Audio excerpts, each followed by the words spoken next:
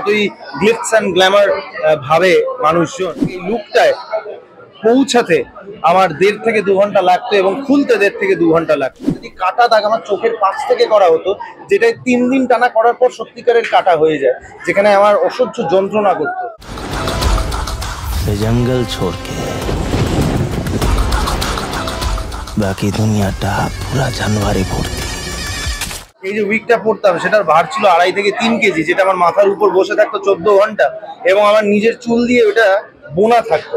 তো আমার নিজের চুলের এখানে গোড়াগুলো পোড়া হয়ে যেত, টকটকে ঘা হয়ে যেত। रसगुल्ला के डब्बा में भर के भेज देंगे।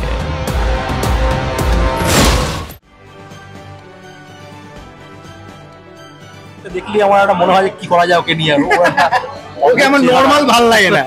ইন্ডাস্ট্রিতে অন্য ধরনের কাজ খুবই মানে খুবই কম হয়। আই ফিল এটা একেবারেই আমার মতামত বা আমার ভাবনা থেকে বলছি। তো সেই ক্ষেত্রে এরকম চরিত্র পাওয়াটা একটা ভাগ্যের ব্যাপার।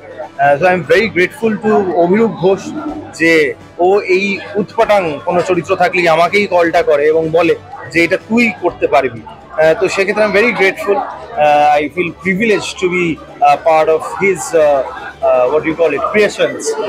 এবং লুকটা নিয়ে যদি তোমায় বলতেই হয়, আমি খুবই সাদামাটা ভাবে বলছি। এত মানে দেখো আজকে প্রত্যেকটা প্রফেশনেই খাটনি সবাই করে, সবার অনেক ব্যথা অনেক পেইন নিয়ে তাদের জীবনে চলে। তো সেক্ষেত্রে আমাদেরটাও আলাদা এমন কিছুই নয়, যতই গ্লিটস অ্যান্ড গ্ল্যামার ভাবে মানুষজন। তবে এই লুকটায় পৌঁছাতে আমার 1.5 থেকে 2 ঘন্টা লাগতো এবং খুলতে 1.5 থেকে 2 ঘন্টা লাগতো। এই যে উইকটা পরতাম সেটার ভার ছিল 2.5 থেকে 3 কেজি, যেটা আমার মাথার উপর বসে থাকতো 14 ঘন্টা এবং আমার নিজের চুল দিয়ে ওটা বোনা থাকতো। তো আমার নিজের চুলের এখানে গোড়াগুলো পোড়া হয়ে যেত, টকটকে ঘা হয়ে যেত। তো সেই নিয়েই বেসিক্যালি করা। কলোডিয়ান বলে একটা বস্তু আছে, একটা কসমেটিক্স এর মধ্যে একটা জিনিস হয় যেটা দিয়ে কাটা দাগ আমার চোখের পাশ থেকে করা হতো, যেটাই 3 দিন টানা করার পর সত্যিকারের কাটা হয়ে যায়, যেখানে আমার অসহ্য যন্ত্রণা করতো। তো এই জিনিসগুলো আমি বলছি তার কারণ the pain that we go through, the actors, the performers go through. তো এরকম শুধু আমি নই, এরকম ধরনের চরিত্র বা এরকম লুক অ্যাটেন্ড বা অ্যাচিভ করার জন্য অনেক ধরনের পেইনের মধ্যে দিয়ে যেতে হয়, সেটা আমরা গেছি।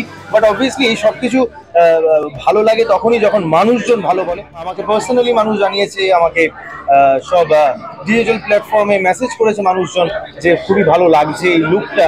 তো I am very happy and I am very happy for my team, মানে আমার মেকআপ টিম, প্রসেনজিৎ হারু এবং তার টিম, এবং অবভিয়াসলি দ্য ডিরেক্টর অভিরূপ। তারা প্রচন্ড খেটেছে এই লুকটার পেছনে।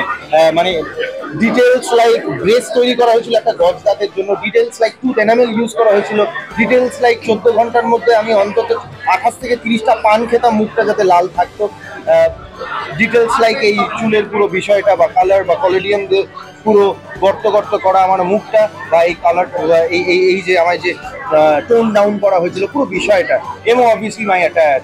তো সেক্ষেত্রে সবকিছু নিয়েই এই চরিত্রটা। সো আমাকে প্রচন্ড মনোযোগ দিয়ে কাজটা করতে হয়েছে, কারণ তাদের খাটনিটা যাতে বিফলে না যায়। তো আমার বিশ্বাস বিফলে যাবে না, মানুষজন ভালোবাসে।